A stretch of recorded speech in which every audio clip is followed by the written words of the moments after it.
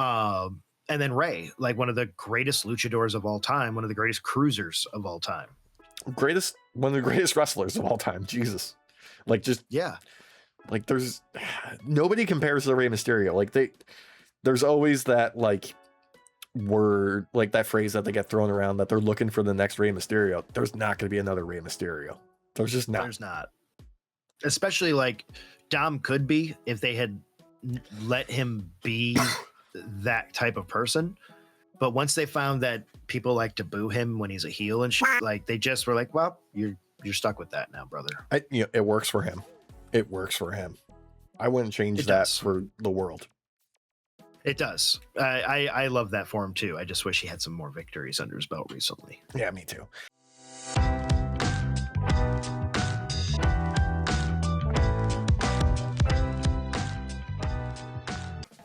I mean, yeah, it also helps that, like, all of, like, the extra maps are made by, fans, so they don't usually go through, like, a quality control check, and they get broken. Like, people are just like, oh, it's done, make it live. And that's just like, okay, well, we're not gonna, quality control this at all. Just roll with it. Then you got someone like me who should probably be a play tester. I mean, considering how often you break things, yeah. Yeah, I break games all the time. Even fully released games, I break. I find a way to do it. I tell you what, it's not broken though, Derek. What? The creative team at WWE this week. Really, Alex? Well, kind of. Okay, thank you. There's a redemption tour happening. There's the possibility of redemption. There is legit booking and interesting things happening and engaging content, Derek. That's what it is. It's engaging again. You know what? Raw was more engaging, I will admit. Right? Some of the matches I wish it got more hype from the crowd, but other than that, though. One in particular, crowd was definitely red hot for, and rightfully so. But what did we kick off with? It was Stephanie Vaquer opened up Raw, right? And then she called out Liv, who was flanked by, the Judgment Day girlies. Yes. But, numbers game, Judgment Day, always same old story. Becky comes out to make the save, but there's tension. Okay, maybe. Well, there was a bump. There was a bump, yes. Which is, it happens. It happens.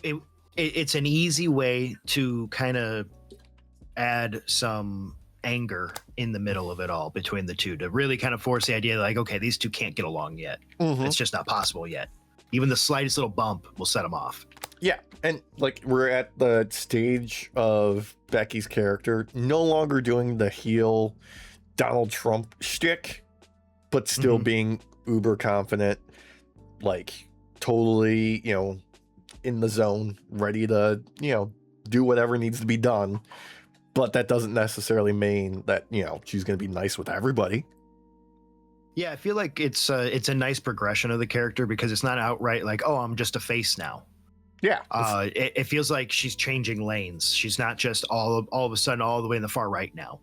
Yeah. No. She's just like she's not being a comical heel. Where she was. It's more tactical now. Yeah. And that makes sense. That's fine. I'm not gonna lie, I do slightly miss the gimmick of, it's not just me saying it, everybody's saying it. Sports Illustrated says it, the Bleacher Report. Like, that was a fun thing to get out there. I'm gonna kind of miss it, but it's okay if that has to be sacrificed to get a good arc for everybody in here. Because I feel like right now where we're at, it's a heel contending against two tweeners that want her belt. Because Stephanie's not giving off full-on face vibes right now. Leaning towards face, I'll agree. But it feels like two tweeners going up and being like, hey, give me that shit. I mean, it's as close to a pure face as we're going to get in WWE right now. I agree, yeah. So it's like, I'll take what I can get. Liv obviously still being as unlikable as possible, which that's the role that she's been given. You're not gonna, you know, she is very grating whenever she screams at everybody, even though she doesn't have a mic in her hand. The camera mics still pick it up, still works. There is only really one thing against her run that I've been bringing up every time. Mm-hmm. It's that she has no real title defenses. She has one now, a single one, like a real one. But imagine this segment if she had already gone through half the roster. I mean, there's like I feel like it would hit harder because it wouldn't her reign wouldn't feel so shaky, you know? It just, yeah, it feels very much like, okay, this reign is just time filler until we can come up with something else. This is like very much, you know, Triple H's style of booking when he doesn't have like a big show on the horizon. He's not really doing anything too crazy outside of like main event. Like main event gets all the focus, mid card kind of just is in a holding pattern until we get to like, you know, one of the big events, like, you know, the Royal Rumble, the, you know, WrestleMania, SummerSlam, and then the fourth maybe like a tournament to see who faces Roman. Yeah, something like that. Something which I actually enjoy. So do I, actually. Jokes aside, even though I just made fun of it, I like the concept a lot. Yeah, it's very effective. And you know, we get the end of this segment, go to the commercial break, come back. For some reason, Javon and JD McDonough are having a match. Like it's already started. Wild to me. Yeah, I completely missed that. Well, there was no entrances for them. Me and Christina were watching this on Monday, and we both at the same time were like, "What the hell? Yeah, like a match already? Like that's crazy." We didn't get to see it. Don't get me wrong. You don't always need to see an entrance. It was a little weird already have the match ongoing though. It was a little strange, and apparently the match was set up during the commercial break, I guess. Which. Whatever. It was an impromptu break match. Yeah. Which okay. I didn't know till after the fact. Yeah, I thought I missed something. I rewound. Same. I was so weirded out. I was like, we had to have like done something weird. We had to have like fast forwarded or something. It's very out of place for WWE's product to just drop you in the middle of a match with no explanation. Because I don't think Cole or Corey mentioned anything about it on commentary except for like, and you know, if you're just, you know, joining us right now, like we got Javon and JD McDonough facing off. That was set up. I think that was, they said that. Yeah. And like right as commercial break was ended, but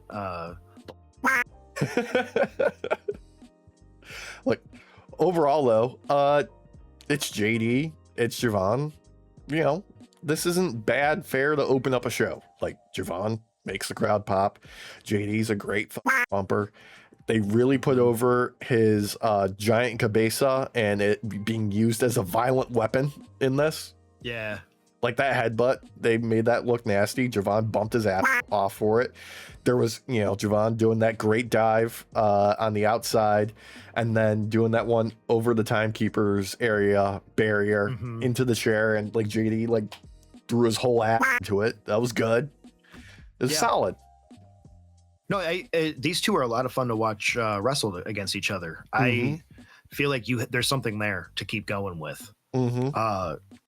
Unfortunately, though, this kind of takes a turn that we all expected to happen, though, Alex. Well, yeah, Javon Evans gets the win, and as he's celebrating, he is cut short by Big Cass once again.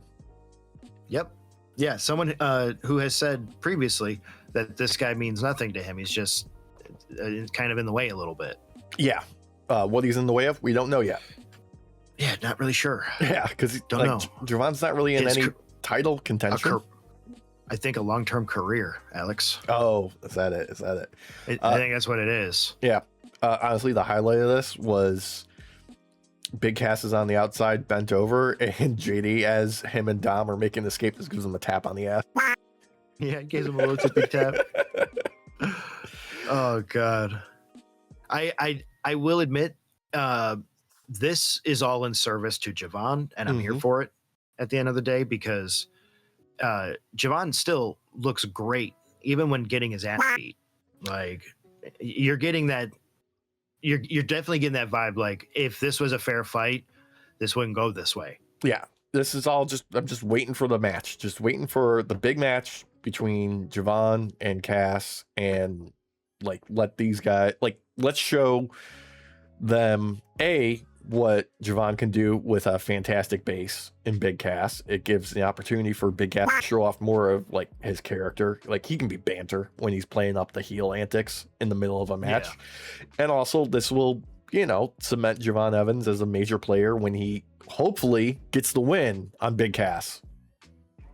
Yeah, I mean, even if he doesn't get a win on Cass, we could get a match where he moves up through the loss. Oh yeah, where it's definitely. Like, okay, I gotta learn crap like that. It all depends on creative, but obviously, I feel bad for Cass though, because I feel like he's like, yeah, he's a great base to work against when it comes to needing to do moves. Yeah.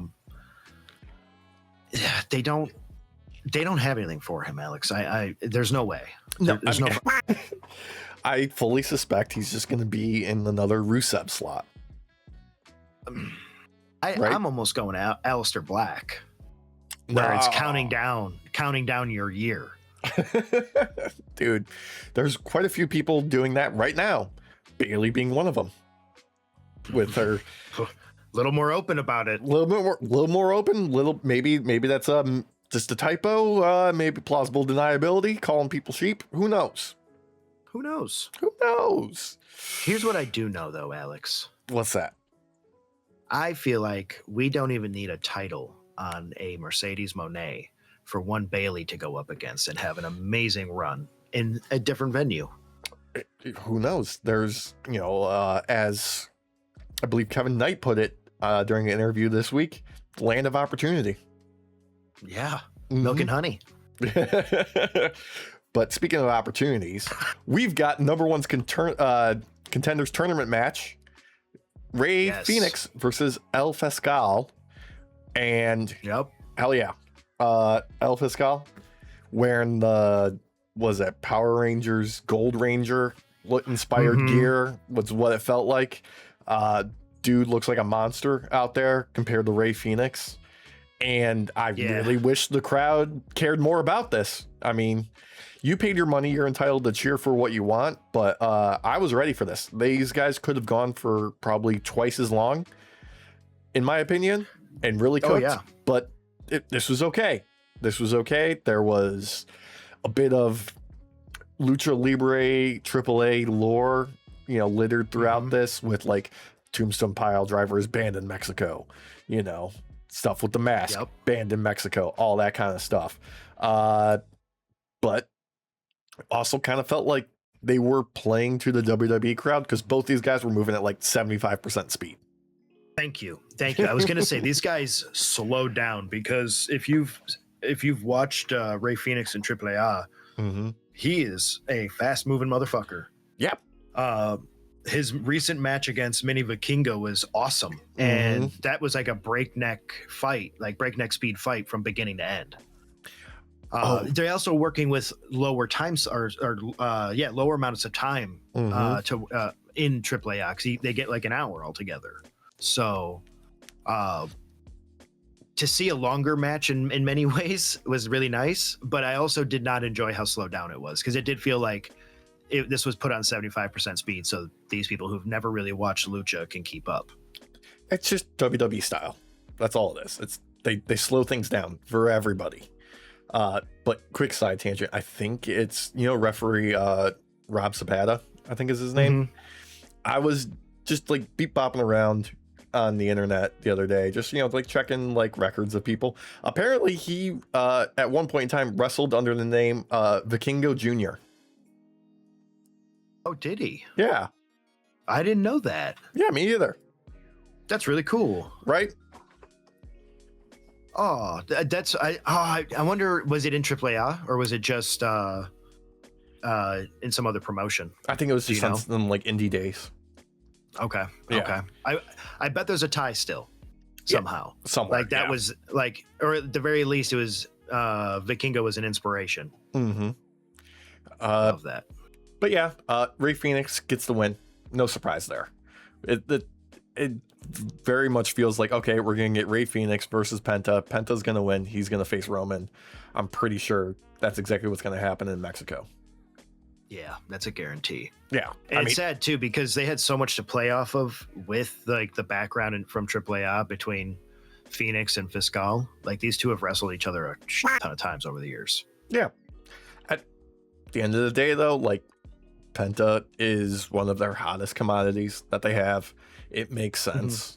It's gonna make it a big match for the night. Like it's predictable, but it's also probably the best decision they could do. Well, it's a good way to not only bring up Penta into the main event scene, but you are still showing off, despite maybe not in the best approach with some of these. You're showing off wrestlers that these people might not normally ever see. Like, how many times do you expect WWE viewers to see Rey Fenix, especially when they don't like to show him off on SmackDown that often?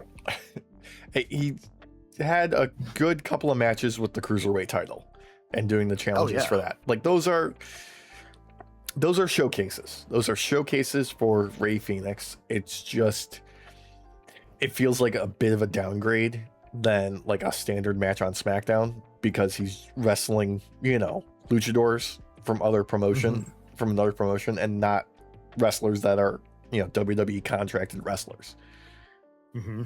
So it kind of like tells the crowd, this isn't that serious. Thank you. That's kind of how I felt about it too. That's how it comes across to me. Because when I saw the lineup, for me, because I like watching AAA, like I see the lineup, I'm like, oh fuck yeah. But then I saw Penta on the lineup, and I saw Rey, and I was like, oh okay, so I know how this goes. Yeah, exactly. Immediately, we see the writing on the wall, just like Lyra Valkyria does ahead of her match against Sol Ruca. Gets a quick little video package ahead of this. Solid work from Lyra in the promo, and then both of them real solid in the ring when we do this match. Really feels like Lyra is kind of like that sleeper veteran. Like she's new to WWE, but she's got so much experience under her belt that she just shows up and is like, I can put on a good match with just about everybody. Barring the botch with the zip ties that happened and she tried to make work. Alex, I forgot about that. You didn't even have to bring that up, dude. I forgot. Exactly. Because she's been putting in solid performances besides that. Well, her commitment to this new character is awesome. Like, even though it was weird at first and I was joking about it, it has definitely grown on me. And I do feel like she comes across more of a competitor again. Yeah, she comes across as more of a competitor again. The gimmick still doesn't work for me, but that's just me. That's my personal taste. I'm not going to sit here and say I loved it. Yeah, it's just it's enough now. Like her commitment to it, I'll take it. Yeah, she's committed to it. That's it. There is something I didn't like about this though. I'm all ears because I was pretty much here for everything. Like I really liked the neck breaker that Lyra did when Sol did that flip over the rope, and then she comes back in with that scissor kick leg drop off the top rope. Really like that. Got a good enough setup for the Soul Snatcher. Good enough. It's not. It's always clunky to my eyes. It's always clunky. That nothing against anybody involved. It's just it feels too convoluted. Beginning to end, I loved the match, except for the very end. I think Valkyria should have beaten Sol on this. I think it would have been good for Valkyria's character to put her character over more as a threat, and maybe do something sneaky, what have you. Doesn't matter. And I feel like with the way this match went, this was not something that would have diminished Sol Ruca in losing. I mean, a little bit of shithousery. It's to be expected. Yeah. Just didn't get it. Didn't really get any, and I don't know. I feel like Valkyria should have won this. I know IWC and like how they feel things should go. Yada yada. Yeah, I know I'm one of them, but I don't know. It just felt right to have Valkyria win this, and then you could have an ongoing feud between the two, where Sol eventually overcomes Valkyria. Yeah, like Lyra's supposed to be like a heel, right? It's not out of pocket for her to like cheat or do something sneaky and get a dirty finish. It could happen. Yeah, Why exactly. I mean, whatever. Shit, it doesn't even have to be a dirty finish. Just have her experience just be too much for Sol right now. Yeah, simple, straightforward, but it is what it is. By the way, match was awesome. Yeah. That counter for the Nightwing into the DDT was a great spot. Oh yeah, God. And then obviously we get the ending with the Soul Snatcher. Like the Soul Snatcher, whoever's the one taking it, it really depends on how this move looks. Because like with Valkyria, it looks great. Yeah. Valkyria plays into the Soul Snatcher awesomely. Then you get someone who's seen way too many like headshot videos, like Roxanne, who just tumbles down like a ton of bricks, like what a real body would do when you die. You need to sell it like The Rock would sell a stunner. Yep. Or you got to be spear. flopping. Yeah. Like you got to bump your ass off for it. Yeah, you're flopping. You're doing like a backflip out of the ring. Mm-hmm. Because otherwise you're right there against the ropes and you could just like that's my problem. Okay.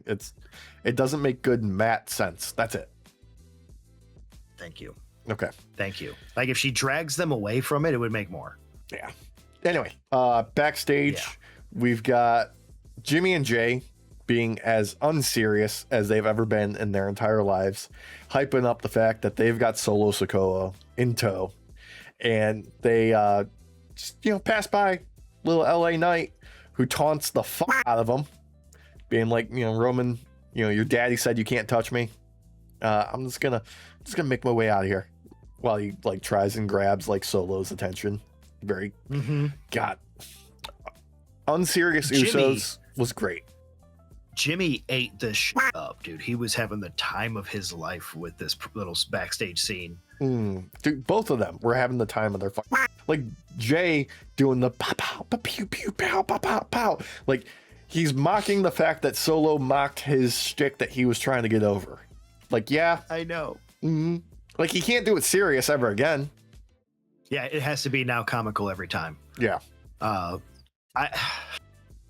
enjoyed this spot because while watching this, I was still coming off of the loss from the previous week for Solo, where if you didn't see, if Solo lost the match against Jay, he would have to then go back and acknowledge Roman and become part of the Bloodline. But if he won, then the Bloodline and the toxic ass people that make it up would have to leave him alone. Yeah. So I was still like, no, what the fuck? While watching this, because that's how I felt at the time. Now, a little bit after the fact, I've calmed down a bit. Yeah. After the fact. In the moment, we're like, God, what is this? Following this, though, we had probably the first real highlight of the night. We've got like a little backstage thing with a Vision. Never thought I'd say that. But Braun Breaker, he's still pretty steaming. Like there's heat radiating off of his little head. You can see it. Flames on the side of his face. Marches his way to the ring, calling out Femi.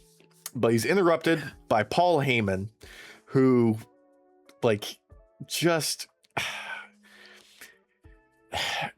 there's good and bad here, okay? Yeah. The good is obviously making this matchup feel like a bigger deal. The bad part is him saying all the stuff that we know to be true about TKO and WWE having the answer to shareholders and getting like the kayfabe meta-ness a little off and disrespecting to the fans. Thank you. Yeah, I didn't like that line. Even Ricochet took it hook, line, sinker and couldn't help himself and was like, good thing we answer to the fans. Yeah. We don't answer to shareholders. Ricochet sees bait and just chomps on it. He can't help himself. Like, I didn't put anything online about it, but I also hook, line, and sinker. I started bitching to Christina. So yeah, I can't sit there and be like, I'm a better bald than Ricochet, because I'm not. No, there's something in the baldness. But this brings out Femi, and my God, this dude just every time there is something for him to do, he proves that he can do it and then some. Because this exchange with him and Bron, and him mocking Bron Breakker with that accent and voice to his face, nearly killed me, nearly broke Bron right in that moment where he goes, who's the future now, Paul? Or who's the future, Paul? Just, my God, he sounded just like Bron Breakker. Yeah, just like him. Bron almost started dying laughing. Mm-hmm. I'm surprised he was able to hold frame. I'm not gonna lie to you, because that was such a good impression. It was right in his face. Mm-hmm. Like, I would have died. I would have fucking died, dude. Just all killer here, dude. I'm telling you, down the road, Femi will be in movies. If he can do that and come across like that, this dude can act. Like, I'm telling you. I mean, this is the first time on the main roster that he's busted out his different accent work, because he's done it multiple times in NXT, and not everybody watches NXT. So this is a nice surprise for the folks that weren't familiar that he can just bust this shit out. Yeah, and it was such a off-putting moment that it made it more funny. It just helped it, because you're expecting the ruler to not even do anything like this. And then he does a near perfect pitch replication of Bron Breakker's voice. Like, come on. But it's the sheer fact that he can do it so well. He has the perfect timing for it, but also the fact that he still comes across as intimidating because he's mocking the shit out of him is perfect. Like, it doesn't come across as like a comedy bit. It comes across as like, no, I'm just that good. Well, and I remember listening, there was a quote from him about his character, with how much he's invested in time to think about his character. Yeah. Like his strut that he comes out to with his music. He was speaking of the irony of the character. That's this big, beastly man, this ruler, and yet he dances. Yeah, exactly. But it doesn't come across as like anything other than like, I am taking this as serious as I need to take it. And that's not serious at all, because I'm going to destroy you without much effort. That's what I love about it. I think that's why this spot also works so well, is because of the irony of it. The beautiful irony of it. And Paul Heyman is not happy with this, because the boys start circling each other like sharks. Yeah. And Bron's about to do something, and he takes a step closer, and Heyman's like, you take one more step closer to Femi, and that's one step farther away from me. Or a permanent step away from me, I should say. Yeah. And this is great. Good. Yeah. Okay. Like, this is Paul Heyman being the political motherfucker that he is. Obviously, was kind of just leaving the vision behind himself in the dust, because it was a failing faction and all that kind of stuff.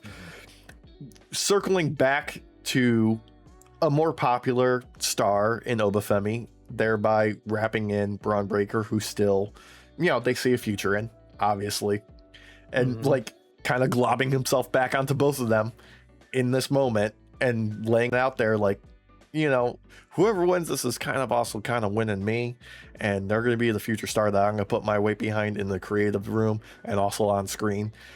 You boys are going to fight it out at Sunday night's main event, and you can thank me for that. We get a handshake with Bron. He makes his way out of the ring, and he also catches Paul Heyman shaking Oba's hand, being like, yes. What's that about? Yeah, it was very it was well done on Bron's end, because it wasn't just it didn't feel like a forced moment on his side. The camera view helped that camera angle we had, but it was really fun, because then if you weren't already sold on the idea that Paul Heyman might be joining Femi's corner at some point. This would really be slapping you in the face with it now. Yeah. So basically, yeah, we're just waiting for the turn, just waiting for the moment, which will probably be the match between these two. Yeah. Which it will be fun though, because I still feel like the way they're leaning is Bron will split from the Vision. I'm assuming maybe they're probably just waiting for Logan to be able to wrestle again. I don't know. I mean, I saw what's his face, Bronson Reed. Holy shit, dude's toy. He's looking like a piece. How is he not allowed to wrestle? Like, what the fuck? You're looking like that and you're not allowed to wrestle? What happened? Dude, no bread, no water, just meat. Just meat. Oh my God, him against Royce Keys. Holy shit. God, that I'm picturing right now, like him going for a tsunami off the top rope, but Royce Keys gets up in time to catch him and power slam him to the mat. Holy fuck, dude. Right? That's a moment. Yeah. Triple bald, brother. That's your TikTok right there. Yep. That's you do the whole music for him climbing up, and then you do that alternate angle from below where Royce jumps up and it does the upbeat dun dun dun dun as he catches him. Yeah. And it does the zoom in on Royce and he goes, whoa, and he body slams him. Yeah. Bro. Right. I applied. You know what? I applied. Hit me up. I'll do it. Yeah, just got to work for slave wages. Anyway, next match of the night, we got number one contenders tournament match. Dragon Lee taking on El Hijo de Dr. Wagner Jr., or was it Wagner 3 is what they call him? Yeah. Which also, when did they switch it from El Hijo del Dr. Wagner Jr. to El Hijo de Dr. Wagner Jr.? Because it used to be El Hijo del. I have no idea.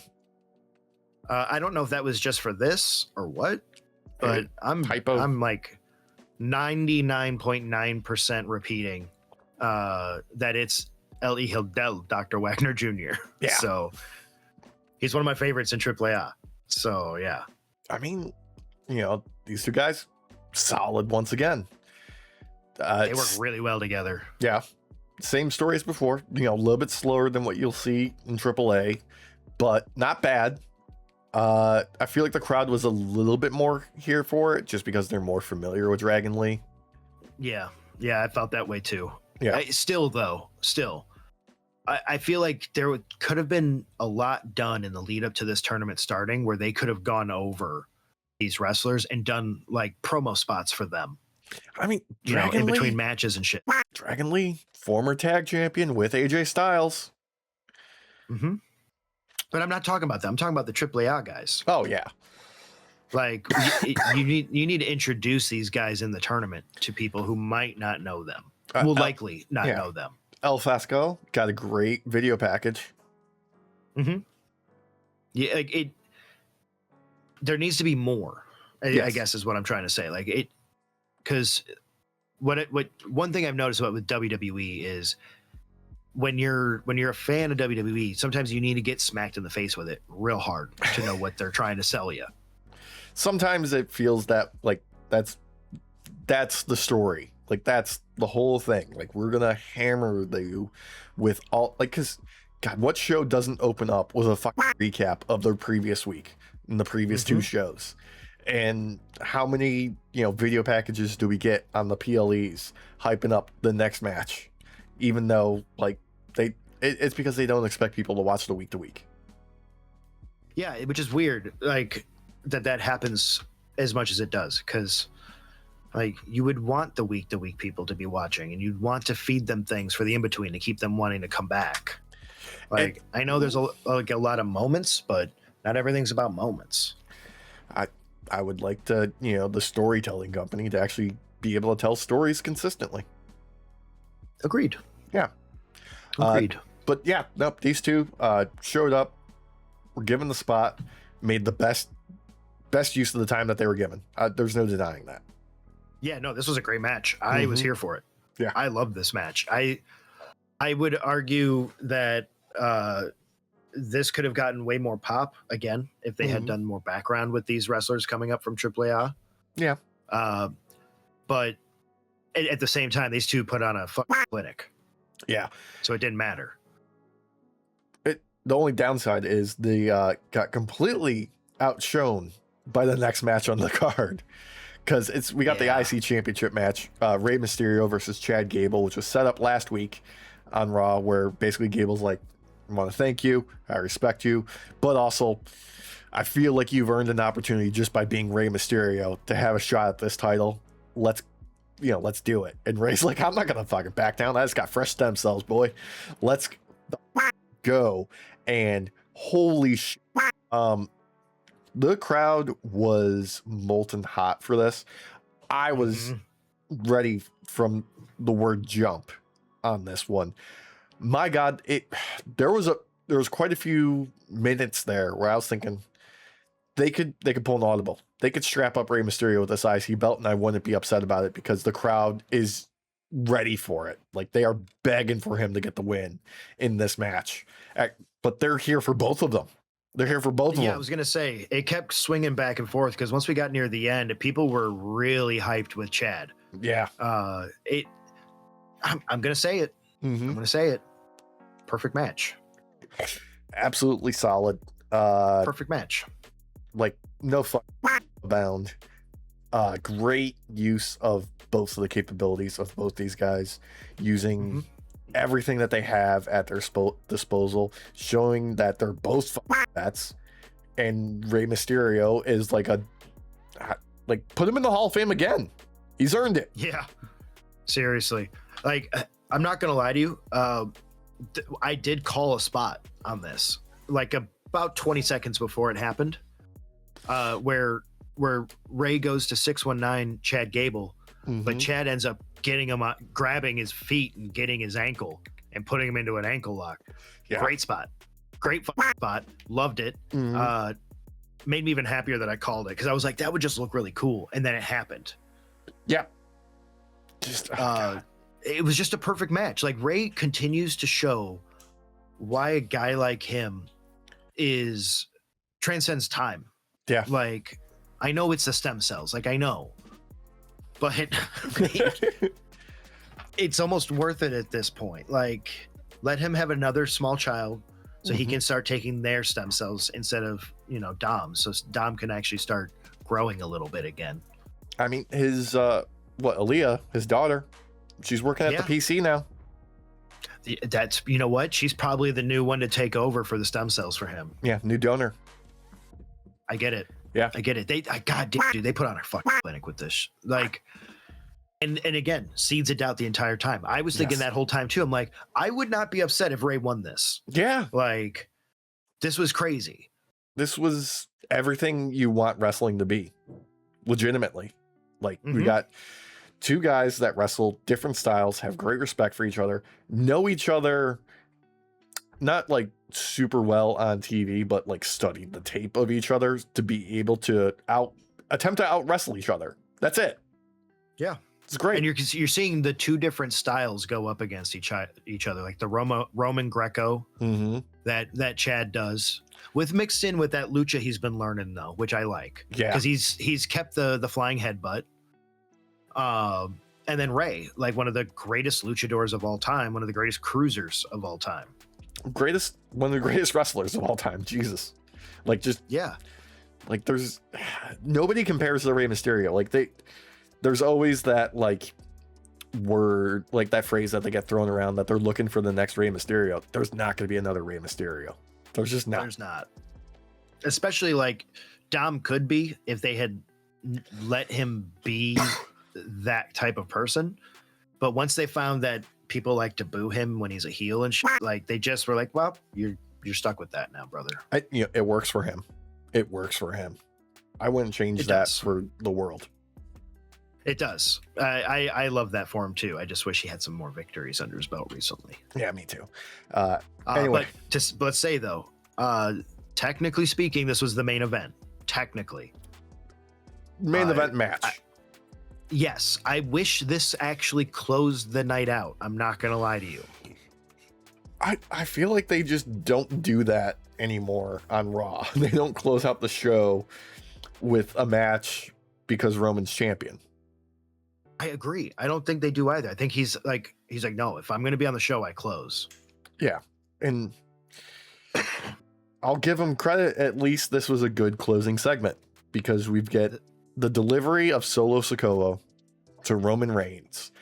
And there was a lot of good. There's a lot of good to talk about this. Number one, I loved that Roman presented the Usos with their own little like Captain Ulafalas, and Jacob Fatu is kind of steaming about it a little bit, even though he got his own that ranks him higher than them. But he still be like, "Where's mine? Where's my accolades, huh?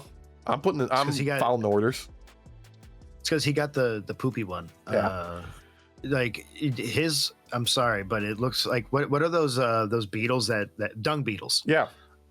Yeah, it's like they went out of their way to go steal a bunch of dung from dung beetles and made a necklace out of it. Yeah. So we also got Roman face to face with Solo being like, "I'm going to call you out in your I brought receipts. Roll the tape." And it just is a recap of everything since that tribal combat match between the two of them, and Solo just showing ass ever since then.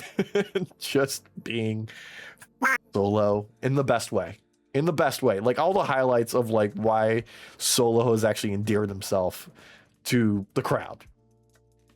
Yeah, and again, with WWE wanting to slap you in the face with it as hard as they can, Roman did his hardest to be his most best heel.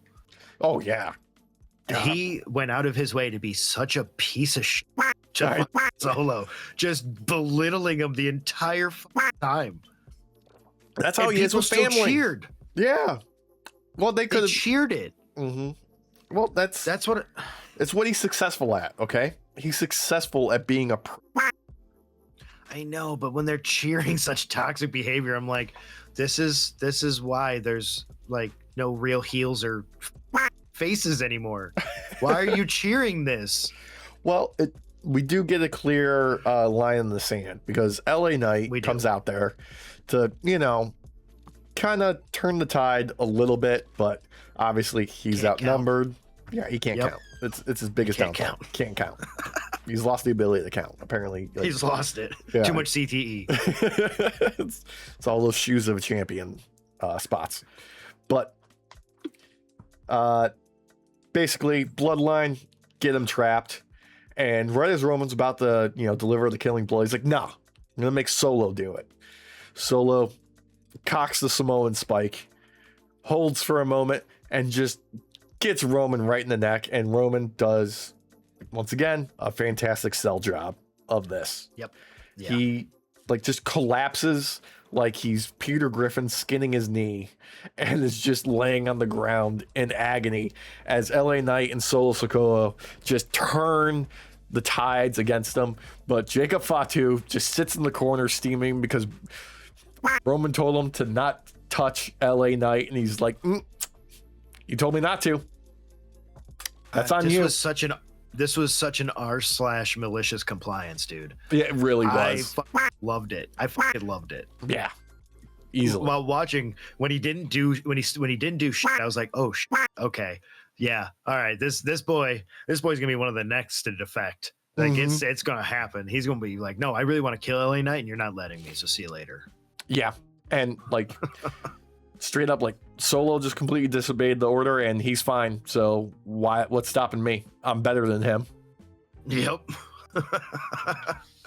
Which makes me think that we're gonna get some more Bloodline shenanigans, obviously. But if we're gonna have a face Solo taking on the Bloodline, I'm a-okay with it at this point. Totally. I'm at the very least, I'm on board. The pairing of Solo and LA Knight has got all the right kind of goofy shenanigans I can be here for, because the two of them can be hilarious together while at the same time building you up a decent match. Oh yeah, putting together something that you actually want to see. whether or not it'll be the most interesting match doesn't matter. You'll be engaged emotionally, and that's the key. I think there's something there with them teaming up, like, because you just take off the O and the final O in Solo, and then pair it up against Knight and like Sun and Knight. Like, there's something there. There's something there. Yeah, there's something there. I just want them to like roll up in like Miami Vice era, like Corvette, together. Yes. Do we need one of them in a Hawaiian shirt that's unbuttoned all the way? Solo. Yeah. We need the other one. We need LA Knight in a leisure suit. Yep. Full on with like those like greased white loafers. Dude, I also really appreciated that while they're delivering the beatdown, he threw his watch at Roman and said, "I got 10 more of them." Oh, God. Oh, yeah, I got the time for you. Good, fun shit. But that's not all that happened this week with WWE in the world of champions, so to speak. Because SmackDown, we've got a big show. We got a big show in good old Canada, kicking it off with Sami Zayn yelling at Nick Aldis about how he should be the one in the main event contending for that title. And bitching about how Owens and Gunther were added to his match against Finn Balor at SummerSlam. And then just like Cody and Randy just rain on his parade, just talk down to him. And this is just like the two of them are ready to butt heads and tear each other apart. And Nick Aldis is like, enough. I've had it with you two.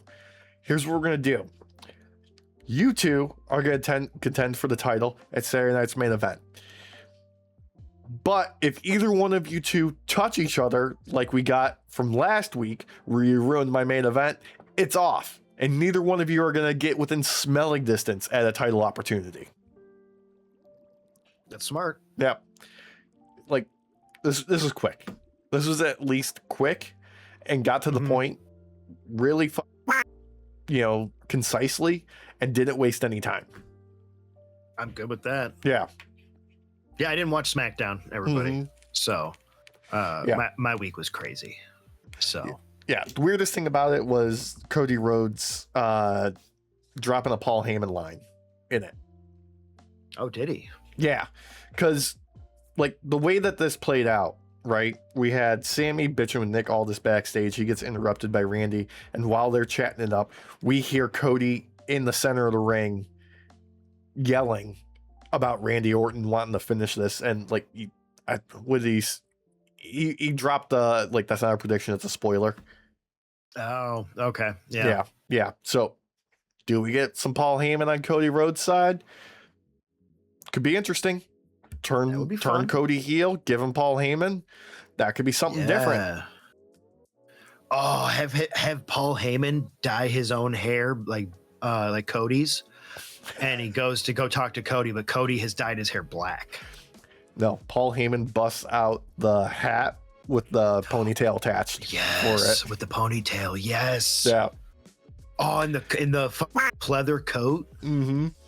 And he's got like a little American Nightmare logo on the hat. Yeah. Yeah. Yeah. And then someone will have to scrub it and have it say American Daydream. Mm-hmm. It's good shit. Yeah. But okay. There we go. We established another big match for Sunday night's main event.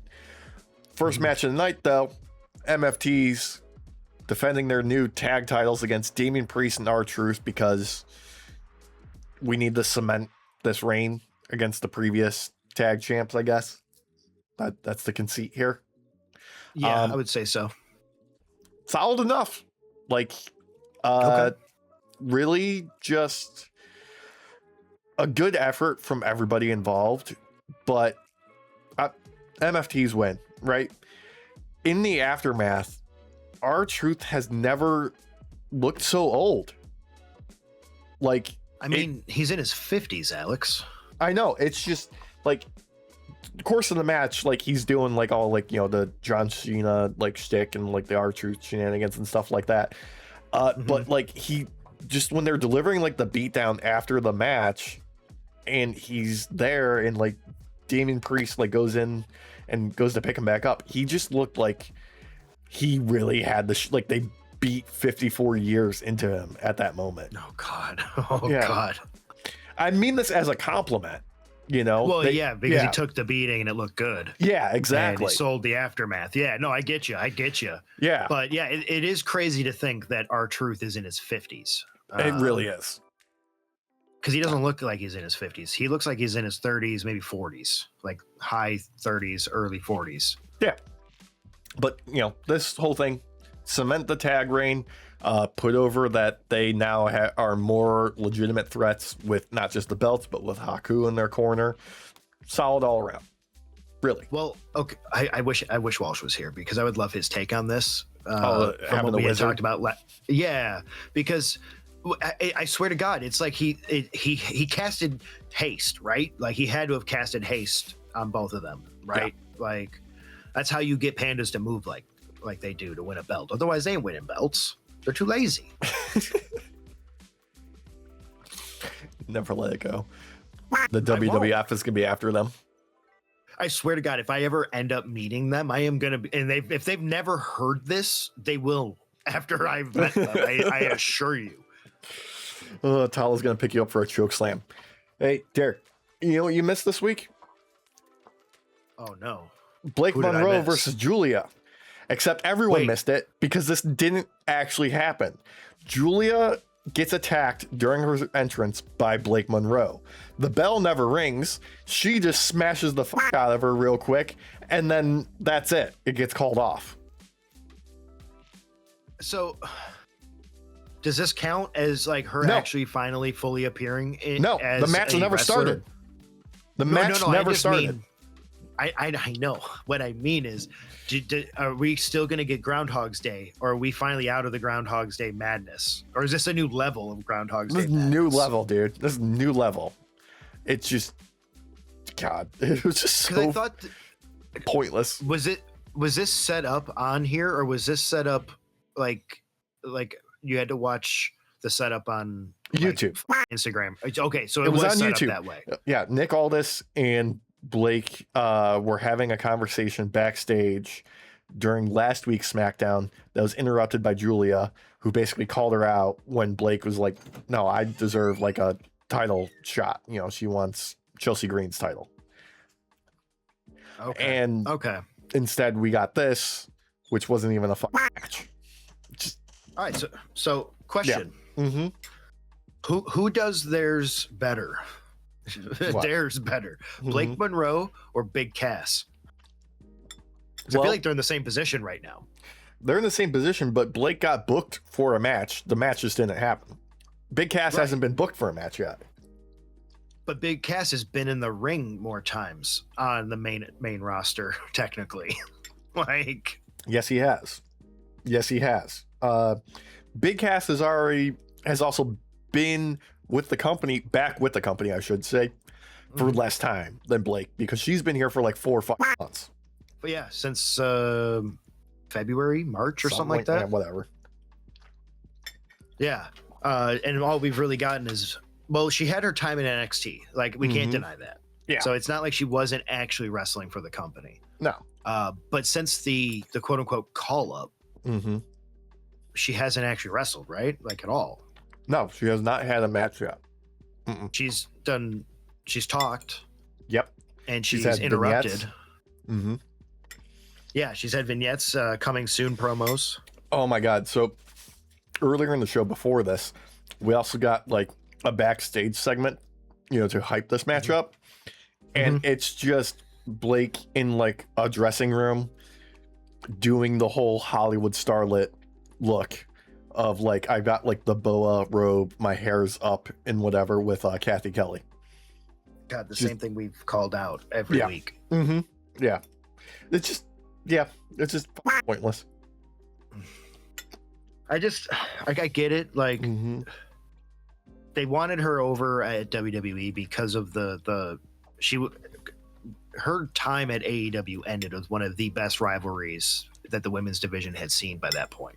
Legitimately, like one of the best feuds of the year, one of the best matches of the year in the Hollywood ending. No denying that. Exactly. So I understand why they were like, oh, yeah, we need to get her. But why not let that gimmick evolve into something new or better on WWE? Because it's just the same thing from AEW. Like, that's... Even if you're not going to, evolve it, at least use it. That too. Yeah. Just do something with it other than like clips on fucking YouTube.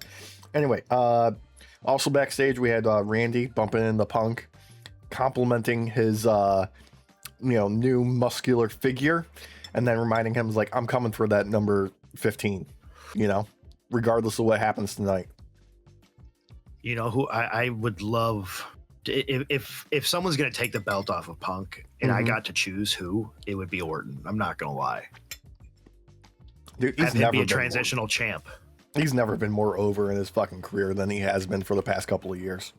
Seriously. And just let him be a transitional champ for a short time, like a month. Yeah. He doesn't have to wrestle, but clearly WWE doesn't care about that. So no, of course not. Speaking of wrestlers wrestling, we've got Trick Williams making his entrance with Lil Yachty in tow to call out Baron Corbin. Baron Corbin wastes no time, comes out in his fancy little bike. No title. I was going to ask if he came with the bike. Yeah, no title. No title. Yeah, he said that it was getting a haircut. Man, yeah. I was really hoping our idea might happen where there'd be just get matted from all the blood. I know, right? Me too. But here's the deal. Corbin's sick of both of their shit. He says, you'll get a title shot if Lil Yachty can last 5 minutes against me in a match next week. That's stupid. Yeah. I don't like that. Nope. It's Lil Yachty. Yeah. Like, don't get me wrong. He has done his best to be like a knockoff Prince Nana. And to his credit, he's done pretty good segments. He's taken bumps. He's gone through a table. Yeah. Like, I no denial on that. His timing with the kendo stick sucks, but, he's not a professional wrestler. Right. And his hits with it also look awful. Yeah. But still, like, he's not a professional wrestler, so I'm not expecting greatness always. But, like, the man's willing to put the work in, obviously. Obviously, yeah. It's a match to get a match. Fine, whatever.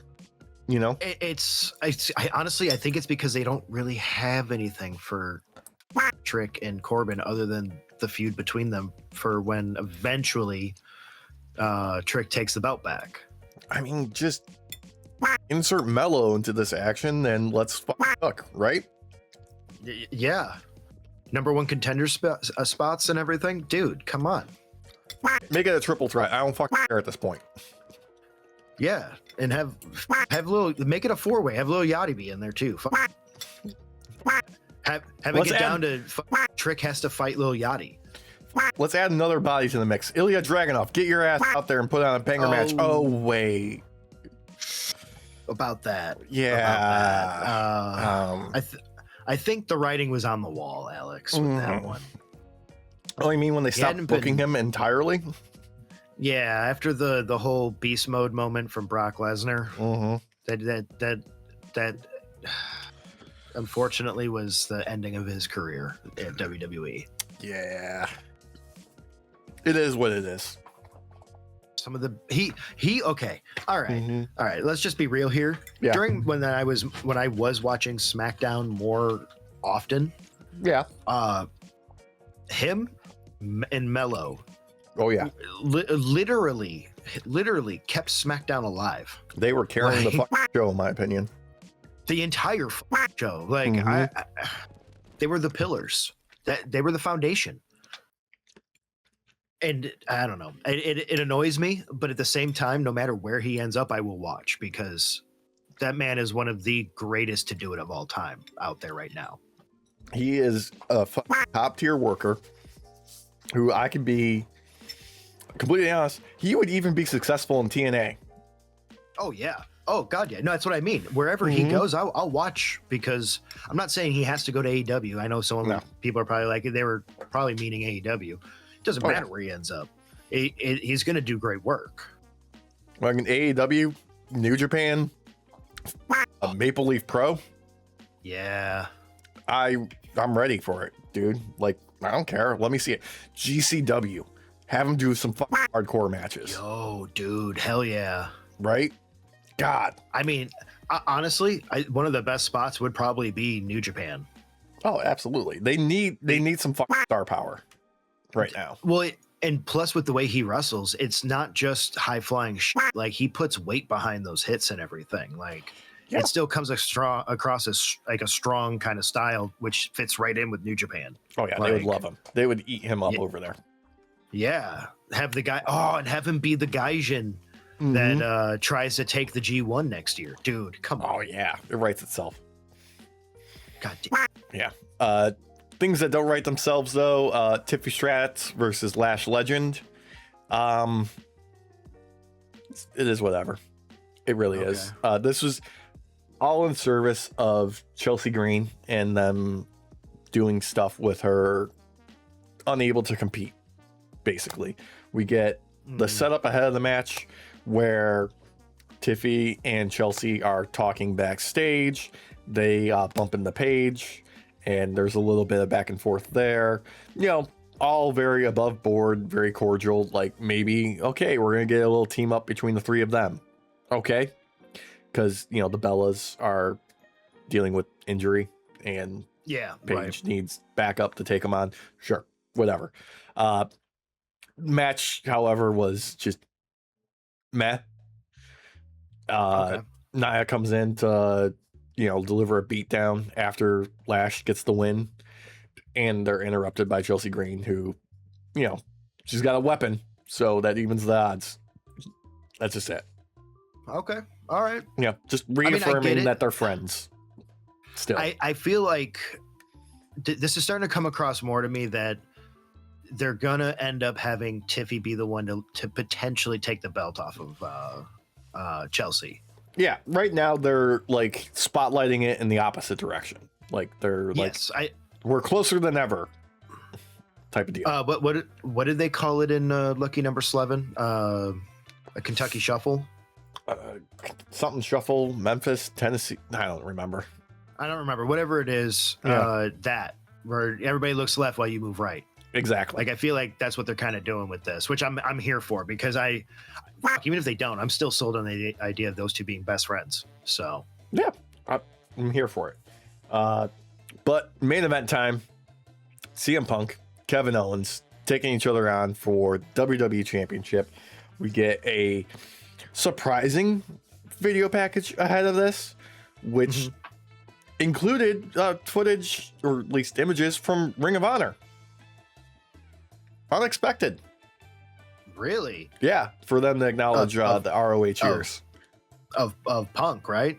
Yeah. Or both? Both. Oh, okay. Yeah, like they used a photo of Punk with the ROH World Championship, like clear as day, like not obscured whatsoever. Oh, because I was gonna say, I knew he had the world champ from that time, because I'd watched some of those old matches. Hell yeah. Holy shit. We were bitching about that. Let's be real. Was it a week or two ago we were bitching about that? Yeah. So for them to actually even show the name of the company too, like, you know what? Credit where credit's due. Yeah. Starts off fantastic with KO making his entrance, just stewing in the ring. Like he's like, cut my music, get his ass out here. Come get him out here. I want him now.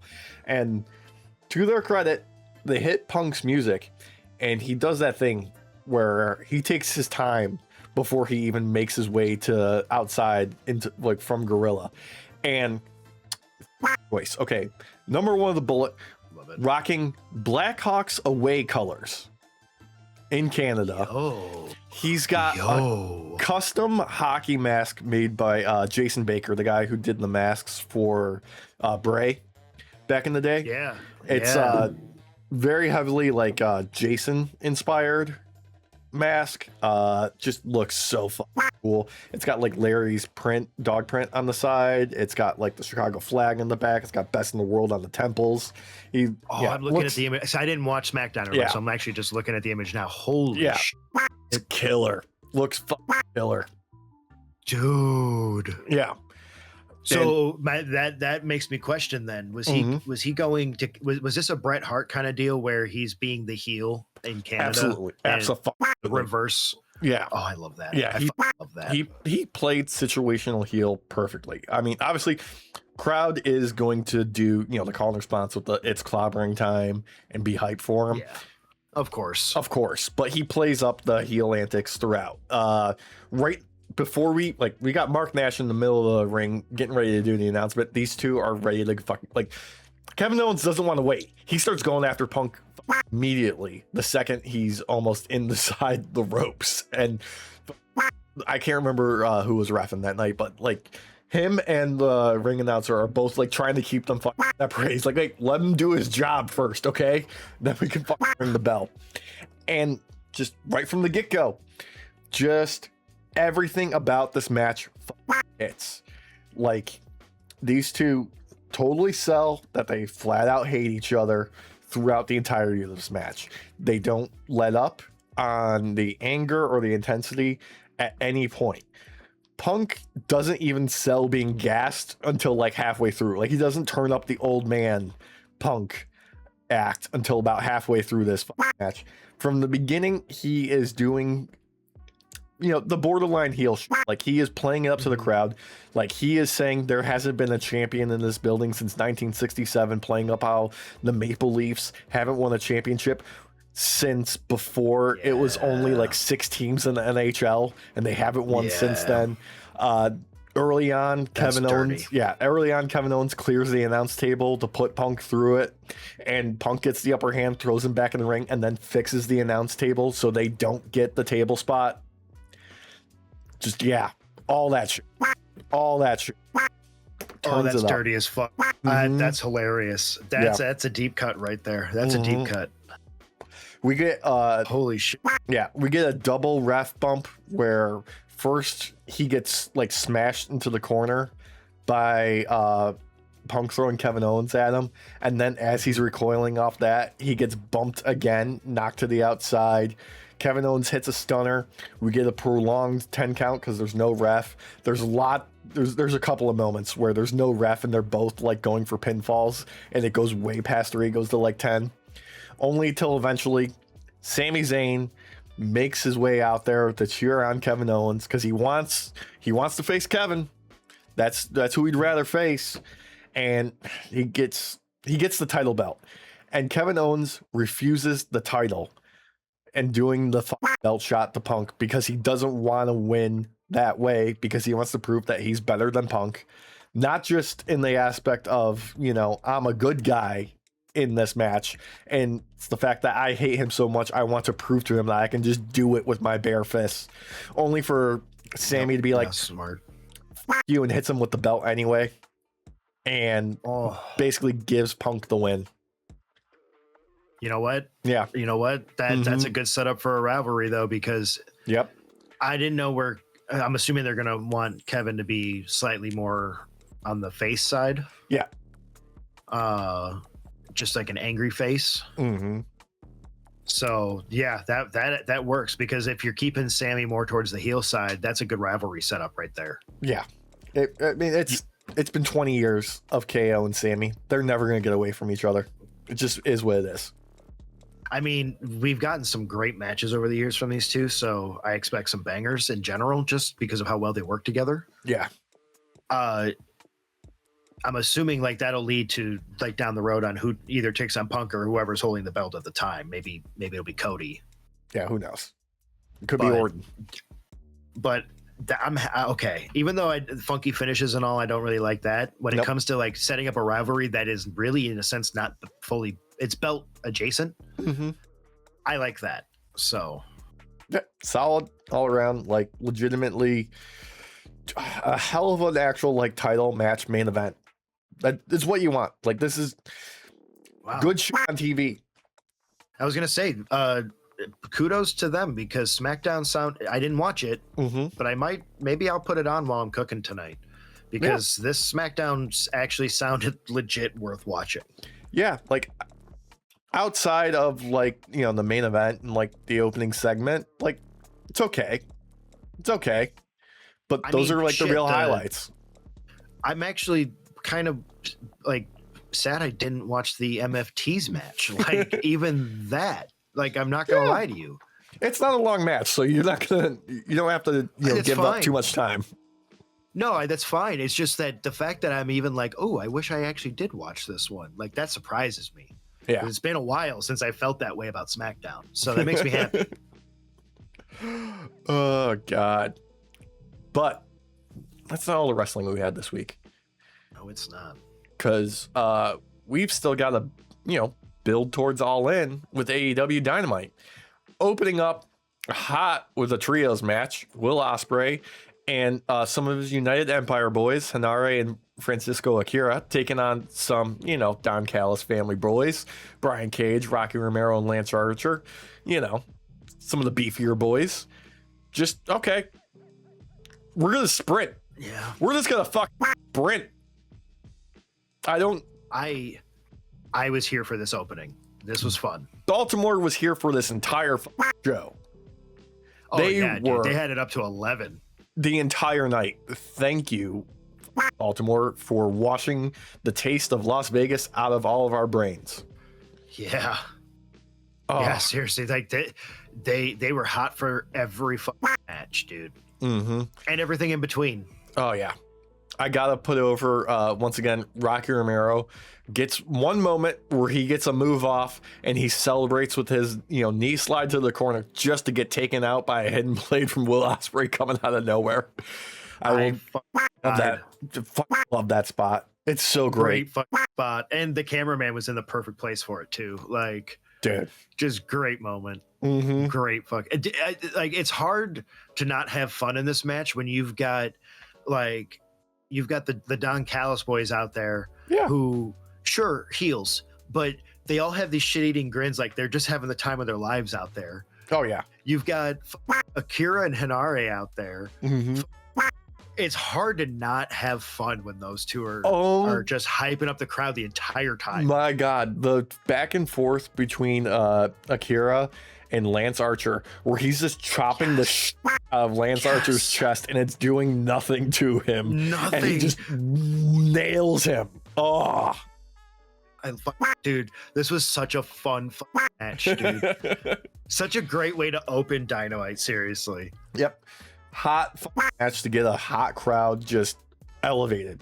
And we're not going to slow down, because we're going to have a little thing with Kazuchika Okada backstage talking to Renee, explaining that, like, you know, the him with Kyle Fletcher and Takeshita is going to be great, because guaranteed the belt is staying in the family. Whether or not we're on the same page about this, obviously. And oh god, the two of them are going to butt heads so wonderfully at All In. I can't wait. And then, of course, you know, Fletcher goes to the ring to call out Takeshita, call him a coward, and Takeshita shows up to just lay him out, and the two of them just start throwing bombs at each other. Great. So Takeshita just straight up only ever wants to wear Dragon Ball Z pants, right? Like, that's his thing. Yeah. He saw the drip that Piccolo had, and he said, "I'm going to take that." I'm not gonna lie, my boy. Every day I get older, the more and more I understand Piccolo. Like, not just the drip, but the entire mentality. I fucking get it now. I'm not raising your fucking kid. Leave me alone. Let me live in the woods. Yeah, I'm just gonna go live in the woods as a fucking hermit. But in reality, it's the opposite of what he wants. He wants to raise children. Yeah, he does. God. Oh God. So this entire spot was great. Okada's awesome in this moment. Oh, yeah. He just loves to chew a scene. Every time he can be in front of a camera, he's just having fun with it, everybody. And this is no different. Him literally being the kind not only to Fletcher, but just everybody. Yes, it works so well. And Fletcher he's like rubber in this. Like he allows it to bounce right off him real well. Great moment for him for just so sarcastically be like, just like Okada said, it'll be in the family. Yeah. Just oh god, the way he plays off of it is so great because you can tell it's like that's irritating, but you know what? I'm not gonna let it shake me. I'm gonna give right back to you, right back to you. And when he goes out to call Takeshita, you can tell that the spot actually did get to him a little bit, like to the character. Like otherwise he wouldn't have come out and so brazenly called out Takeshita. I know. And when Takeshita comes out, it's right after he makes fun of him for losing the G1. Oh yeah. Which Takeshita still did great in the G1, by the way. Totally. But yeah, he comes out and they go face to face, and this is like heated rivalry. Oh, dude. Just kiss. Like, yes, yes. Oh my god, I thought it was gonna happen. Everybody, I thought it was gonna happen. I was like, yes, kiss. And Christina's like, what? I'm like, they need a kiss. Yeah, they do. That Protesta. I don't know what Protoshita. Protoshita. There we go. Protoshita and Protokada. Oh my god! I just want them to kiss, but instead Okada just beats the fuck out of him. He's just gonna rainmaker the fuck out of him. He's gonna take his head off. I'm gonna be loving it. And then of course he's gonna be like, "Oh no, what did I do?" And then give him the finger, and then Takeshita's gonna come in with like a flying knee or something, take his head off too. Dude, I'm ready. Have him come, dude. Okay. Mm-hmm. I wish Sammy would watch how Takeshita does his blue thunder bomb, because god, it looks like a real thunder, like it can finish you. Yeah. Oh god. But things that need finishes are still to come, because we've got a sit down interview with Kenny Omega and Will Ospreay with Renee, and Kenny. You just can't help yourself, can you? Like that AEW championship, it corrupts like the One Ring. It talks to people like it's the Green Goblin mask, because Kenny just lays in to Will Ospreay here. And god, just the last beat being like, I know your mom will still be proud of you after the end of this match, but your son may need a new hero, was just icing on, like, that's the cherry on top of the icing on top of the fucking cake from Kenny there.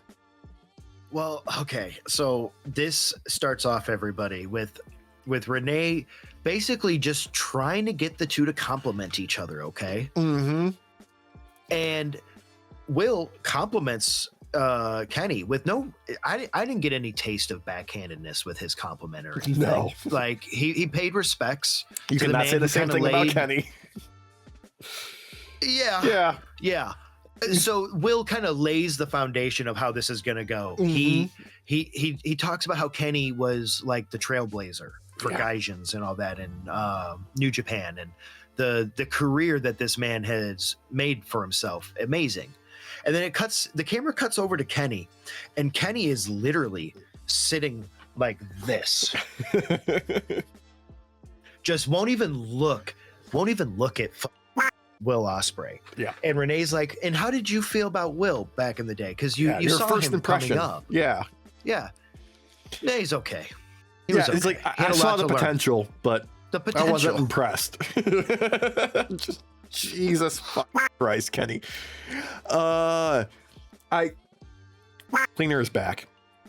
I was gonna say, Will, when Will called him tired the other week, it awoke something in Kenny. He was like, "Oh, fuck you! Yeah, oh, fuck you! Tired?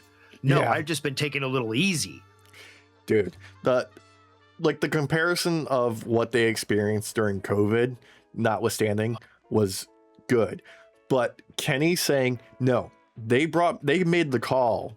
New Japan called me because they needed to move tickets because you couldn't. Was just like, dude, like he's turning on like real world like COVID restrictions on its head and turning it into a kayfabe fuck you. Oh my God. And Will, to his credit, he used it good as a weapon too. He was like, you didn't have to deal with the shit that I did, where all these guys were taking home less or nothing at all because we couldn't wrestle. Yeah, you just had to drive 3 hours to wrestle in front of your friends who would mark out for you. God. Such a great spot. And the entire time, neither of them really let go. Like you're getting tinges of it. Each of them, you can tell there's cracks starting to form. Yeah. God. And it's a great spot the whole time. Kenny can't help himself. He's just needling, because even when we're talking about that moment, and Renee's like, well, at this point now, when looking at his career up till that point, holding the reins together and helping keep New Japan alive, how did you feel then? And he's like, well, he had gotten better, but still not on the same level as me. I wanted him to do that. Like, how'd you do in your first G1 climax, huh? I won it. First time. I wanted it so bad. They ate the scene, and Renee, to her credit, is the only reason I think this worked as well as it did, because she had that stuck in the middle look on her face the entire time. I loved the close-up shots of Renee being like deer in headlights during this. Hats off to the AEW production team for making those cuts. Those were perfect. Absolutely perfect. Loved it. Oh God. Speaking of things we love, we've got TBS Championship 4-way, Maya World defending against Chris Stat, Persephone, and Hikaru Shida. And let's go. Let's go. Great use of all 4 women here. Great use of having 4 bodies in the ring and cutting each other off right when you think somebody's got the win. Great use of keeping everybody looking really strong, but also putting over Maya World by getting the win over 4 legit champions. And in a way that doesn't have everyone look weak. Yeah. Persephone doesn't look weak. Nope. Cheetah certainly doesn't look weak in this either. And Stat, she took a guy eating this match. Yep. This match, this was a closing kind of match, in my opinion. This could have closed the night. It could have closed the night. But I know it didn't. But no, we still got a lot more. There's a lot more. Yeah. Yes, but this was a closer level match, and I know that I when it comes to WWE Lash Legend future for wrestling, women's wrestling, my world definitely the future of women's wrestling. Oh yeah, definitely. God, could you imagine a year ago being like, we got enough time in the card to give you 3 minutes. What do you say? And walking away, looking back at it now, at what it could have been. Oh my God, dude! Seriously. God. The timeline we've been on, especially for Maya, has been crazy. Absolute. And not only that, I think this match solidified that I want a long-term rivalry between Maya and Persephone. Oh, absolutely, dude. Persephone's money. I adore her. She's awesome. She plays so well off of Maya. Not even necessarily just wrestling, but the vibes, the aura. The way she plays off the crowd, even it's so fucking good. I love it. She has it. She just fucking has it. Yeah. Some people are just made for this business. She's one of them. Persephone's one of them. Yeah. Mm-hmm. God. Anyway, following that match, we had a quick little backstage thing with the Brawling Birds, hyping up their match against Divine Dominion. If you haven't already, check AEW's social medias for their Spill the Tea segments that they've been doing. Divine Dominion and Brawling Birds have a great one that's been making the rounds that it's just fun. It's good. It's just fun shit. There's that one. There's a hot one between Mercedes and Willow that's also fun. Will Ospreay does a phenomenal. It's fun. It's silly, fun that somehow is building up these matches even more. I know. Yeah, I know. And I'm all here for these segments because they're not. You don't the way AEW has it set up. You don't need them. They're just that added extra. They're supplemental. Yeah, Yeah. Whereas with WWE, it feels like a lot of times you need to watch that, otherwise you ain't gonna know shit. Like they're going like MCU with it. Exactly.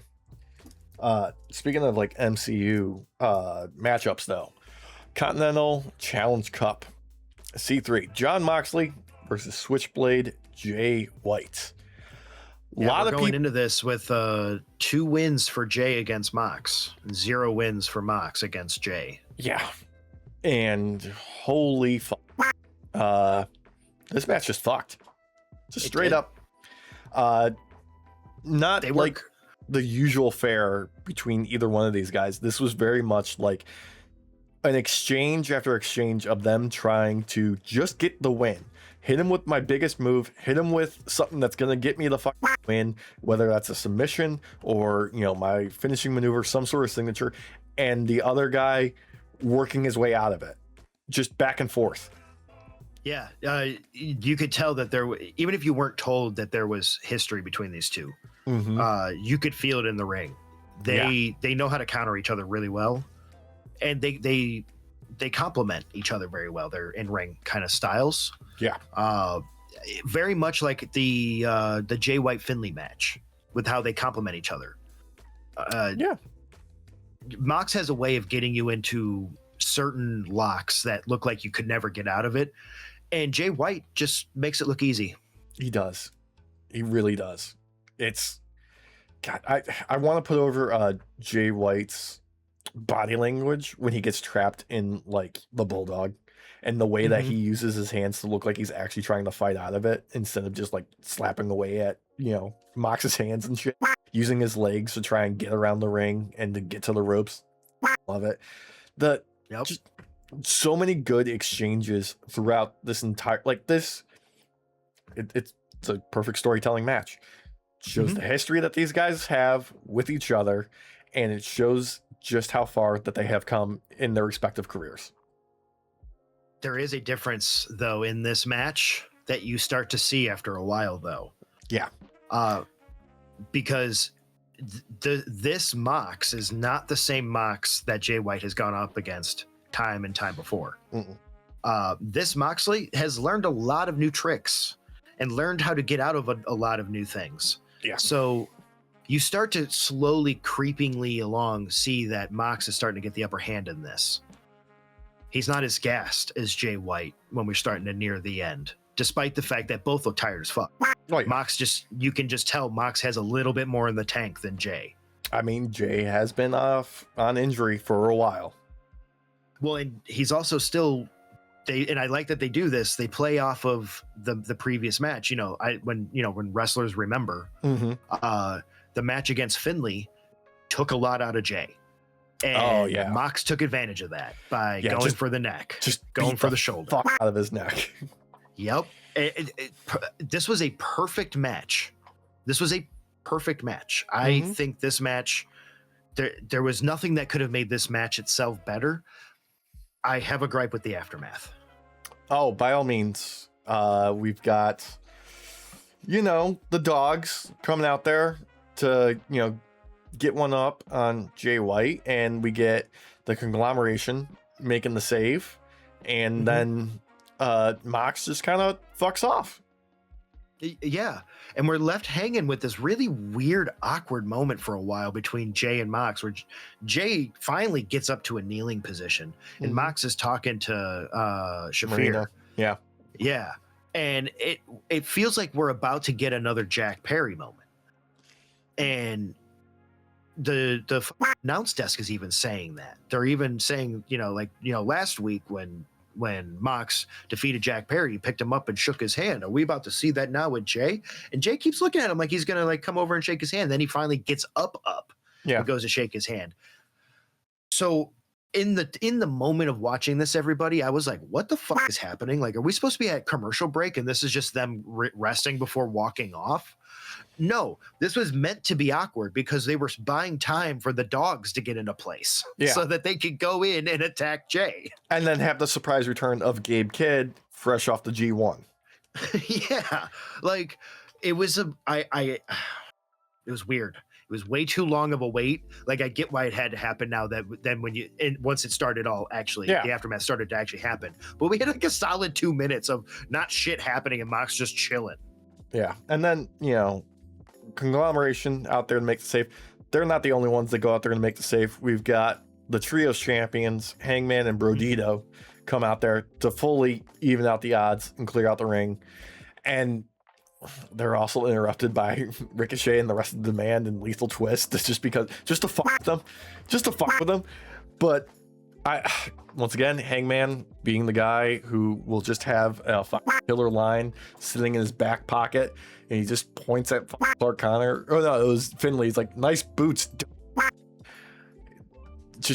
Camera then cuts to his boots immediately. Yeah. Mm-hmm. God. And one of them was tucked in and the other one was not, right? Like, not on purpose. No, that's just what happened. It just happened in the heat of the wrestling, in the jumping. Yeah.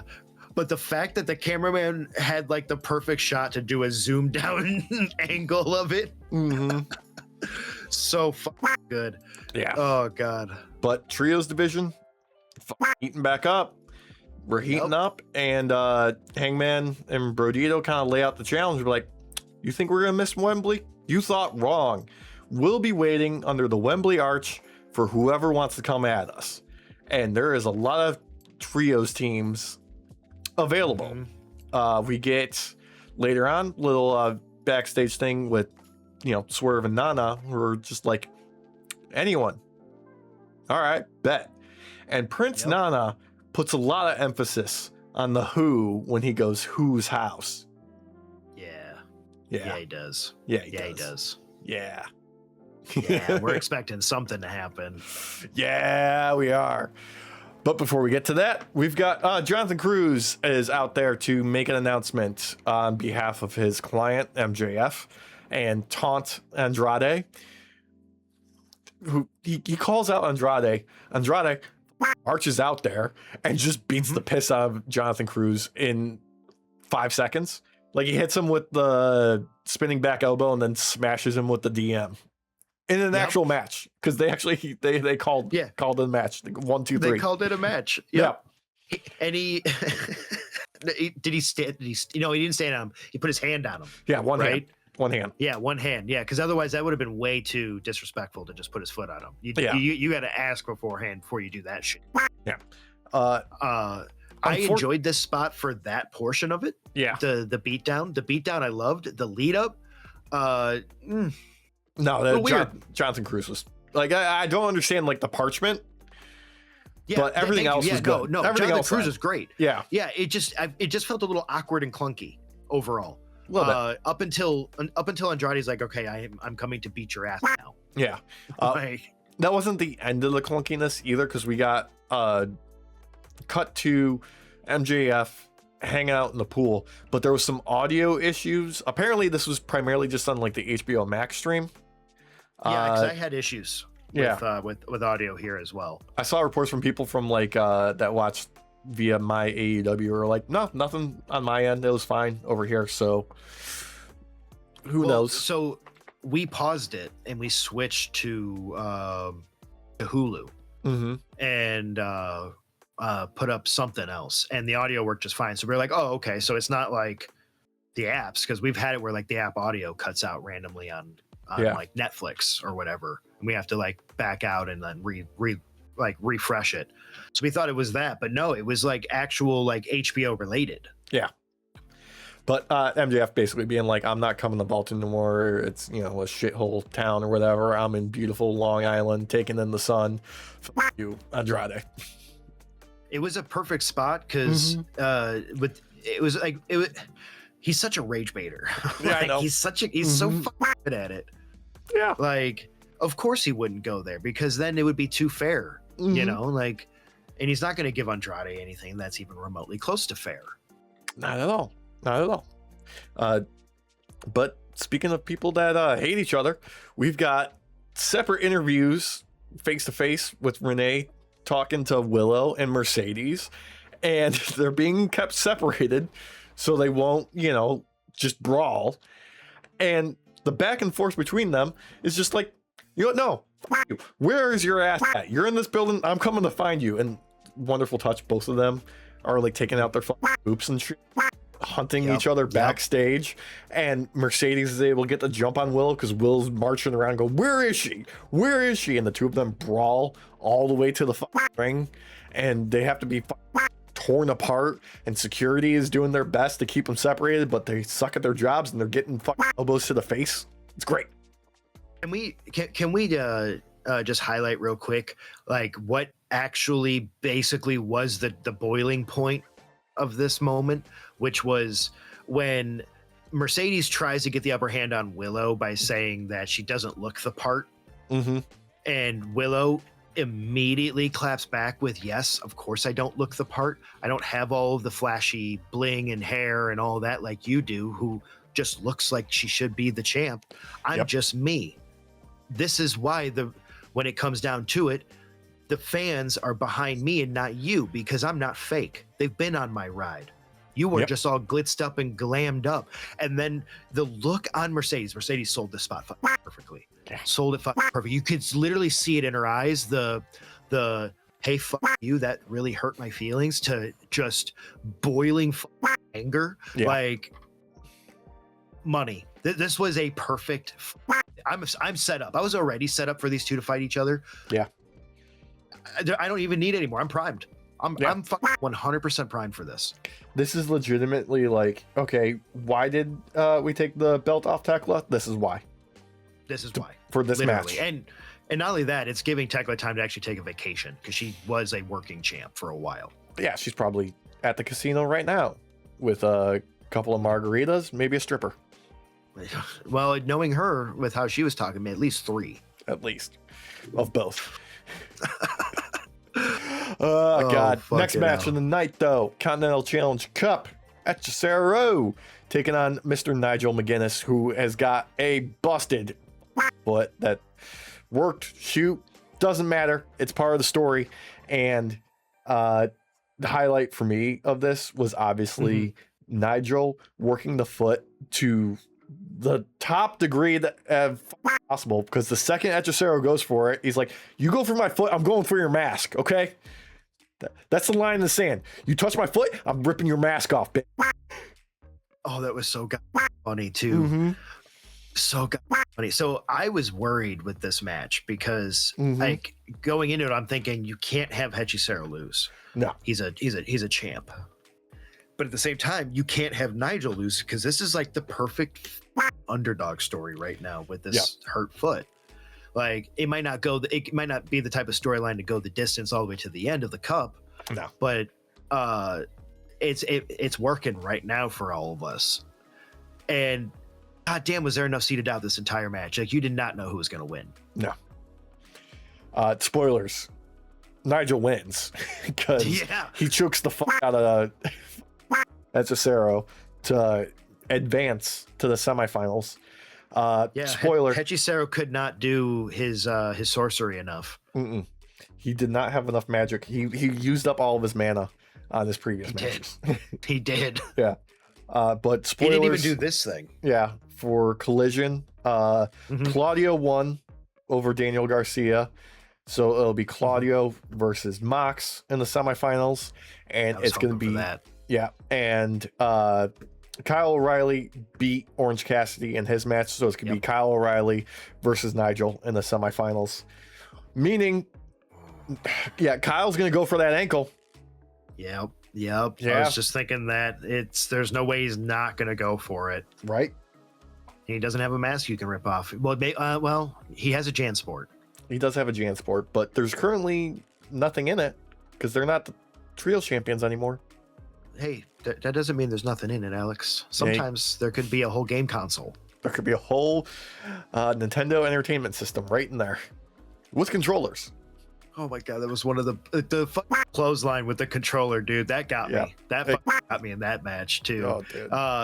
But no, so McGuinness ends up winning, everybody. It's a cool kind of finish because you're not expecting McGuinness to actually be able to beat him after a bit, because Hechicero is slowly getting the advantage. McGuinness basically has to surprise Hechicero and pin him. No, he chokes him out. Or not. Sorry, I meant get him into a choke. Yeah. Which is I get because that was where my thought was going because he wouldn't be able to hold him down for a pin. This was not going to happen. He had too much gas in him. Yeah. Also, shout out to the commentary for putting basically the thought in their brain being like, Nigel has to be careful here because if he gasses out his arms, he's got nothing left getting the submission. Yep. Which I think is a little bit of foreshadowing for the next match for him. Oh yeah, absolutely. We got no foreshadowing what was going to happen next because we got Kevin Knight calling out Darby Allin, and Darby goes to make his entrance, and Kevin's like, "Well, no, wait there. Let me make sure you got no weapons on you before I can let you even approach me." And Darby opens up his coat, shows he's got no skateboard or bomb strapped to him, only for a massive pyro trap to go off and explode in Darby's face. Yeah. But Kevin Knight decides that's not enough for me. Come here, Darby. I'm going to tie you up in a trio woe in the corner with a chair and hit you with a coast-to-coast dropkick just for good measure. The same move that took you out of the fucking C2 tournament. Yeah, I was real worried when they set up for that. The explosion got me. It was fun. Yep. God damn that boy. He's willing to risk himself. It was mainly sparks. So at the end of the day, it wasn't like he was necessarily going to just burst into flames, but he had a chance of still getting set on fire with this. Yeah, it is very similar to that Jeff Hardy spot that they did back in the day where he got exploded by the pyro on the stage and his brother did nothing. And did nothing about it. But the coast to coast connects though. Oh yes, it does.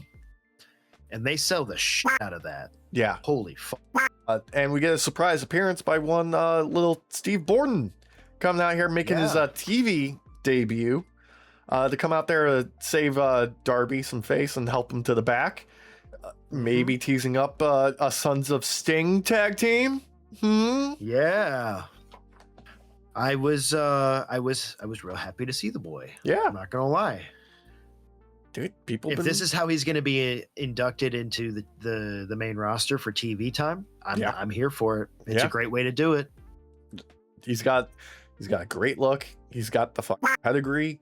If he can go in the ring, he's got everything he needs to get like a head start.